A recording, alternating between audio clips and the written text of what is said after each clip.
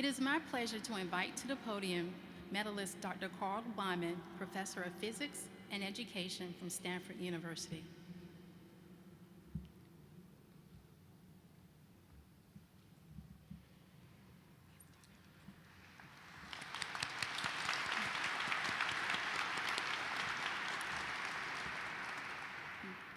Carl Wieman, as a bench physicist, you have demonstrated an almost magical ability to transform hypotheses into reality. In 1995, together with Eric Cornell, you produced the first true Bose-Einstein condensate, the superatom, that can occur at extremely low temperatures. That stunning achievement, which was predicted more than a century ago and could have practical application to areas ranging from precision measurement to quantum computing, brought you the Nobel Prize. More recently, when you confessed to ridiculous, grandiose visions on another front, we at Teachers College sat up and took notice.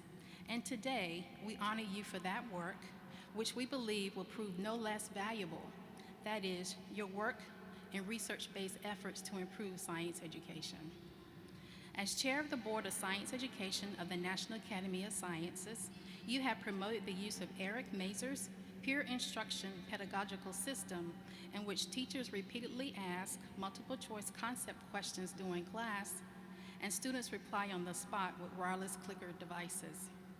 That work, which includes classroom discussions around questions that draw a large proportion of wrong answers, prefigure the more recent smart technologies that similarly enable teachers to focus classroom time and their own energies where it is most needed. As founder and chairman of PhET, a web-based directive of the University of Colorado, you have spearheaded the development and free distribution of a vast suite of simulations that breathe new life into the way that physics, chemistry, biology, earth science, and mathematics are taught and learned. You devoted much of your own Nobel Prize money to that effort.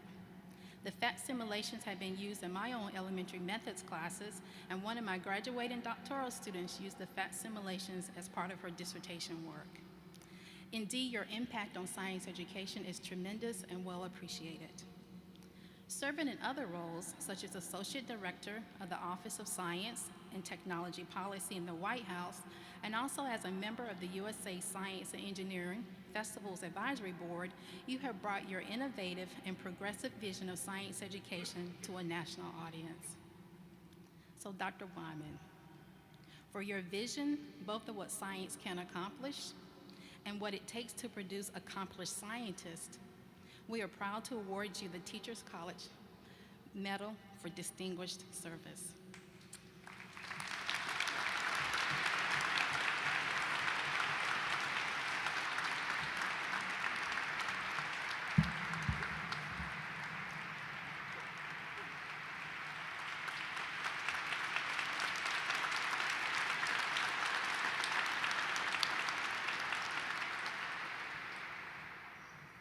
Well, thank you. Let me start by congratulating all you graduates on your successful efforts. I regularly get introduced as a Nobel Prize winning scientist with a passion for teaching, but when that happens, I always have to correct them to say, I don't have a passion for teaching, actually. I have a passion for learning.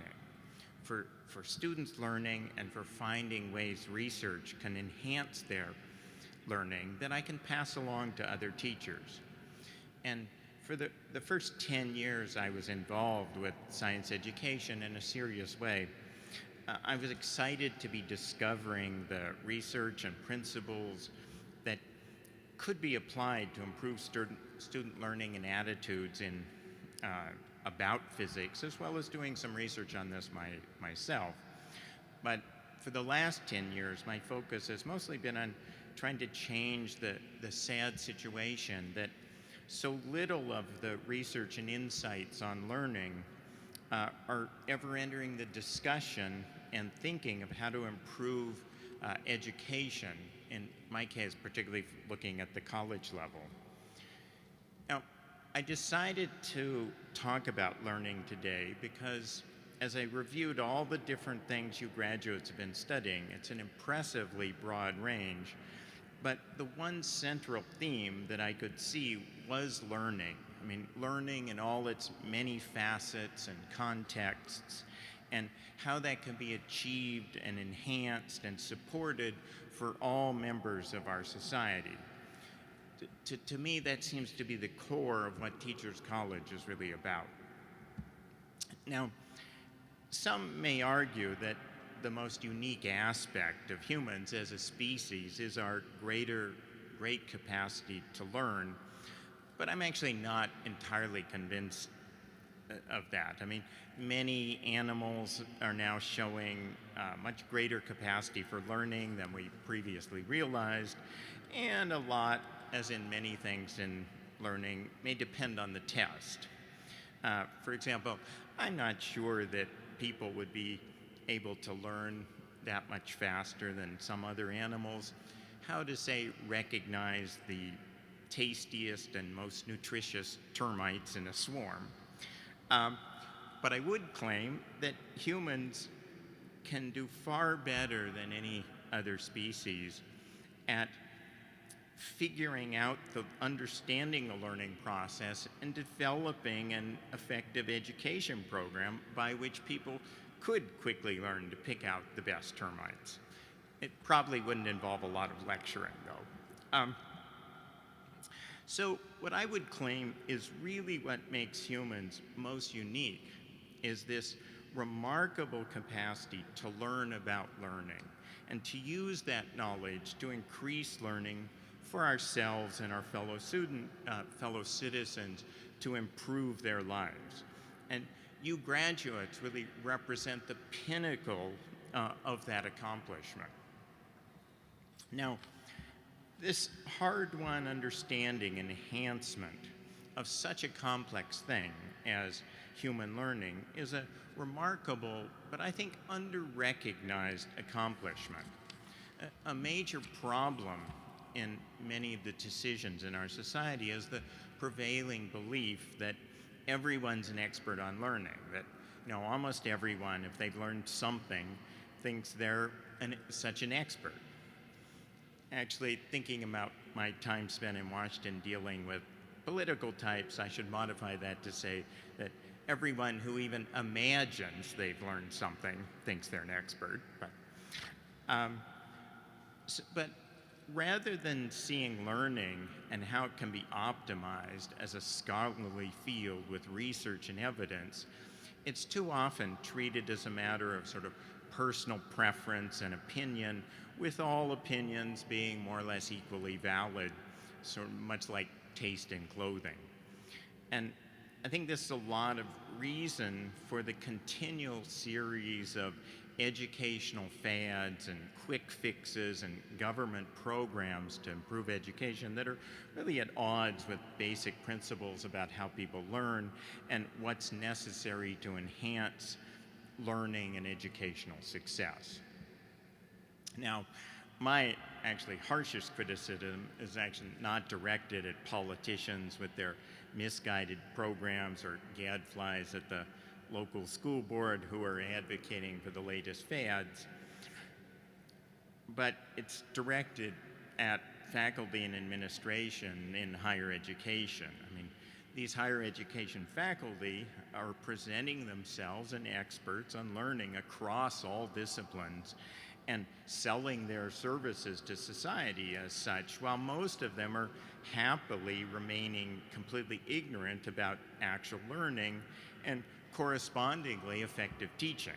Now, of course, that doesn't apply to any of you. I'm looking at the broader community of university faculty.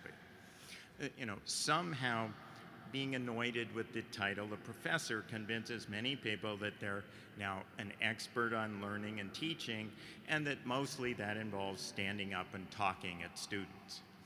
And the sad fact is that a student can go to a university that will remain nameless, but is now officially the most selective and wealthiest in the country, and that student has a very good chance that they'll take a science class from a professor who believes that talking as fast as possible using very technical language for 1.5 hours will maximize the learning that occurs, and heaven forbid that there should be any interruption, such as a student asking a question, because that would reduce the amount of learning.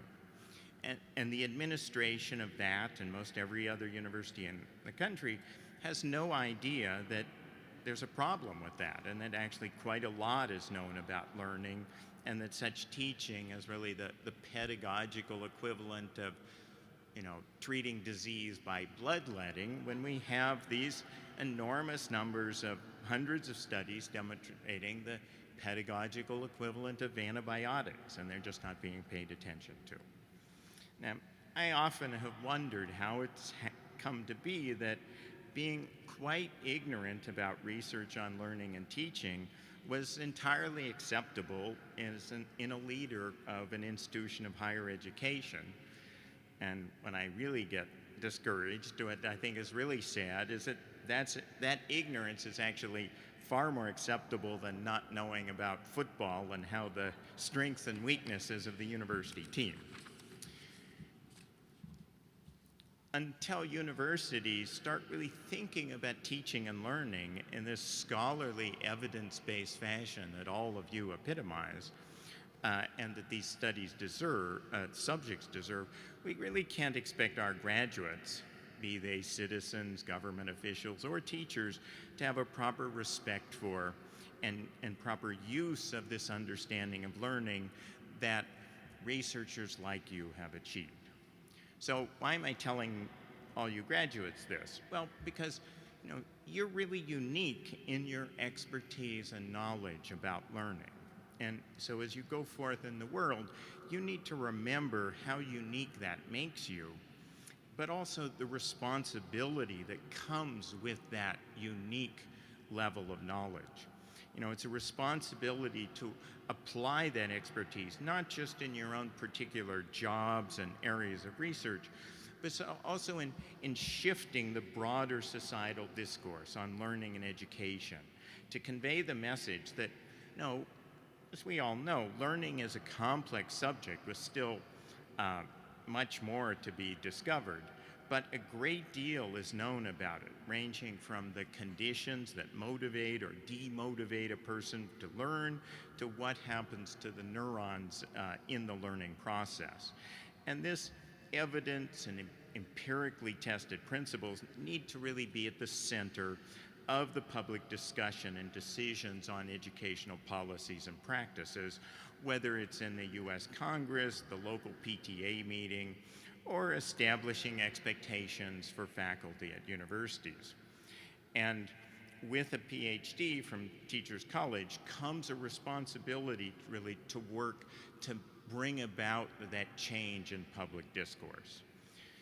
Just when you thought life was going to be easy, now you'd finish your PhD. I'm giving you a harder challenge, but it's an important one. So congratulations again, and thank you.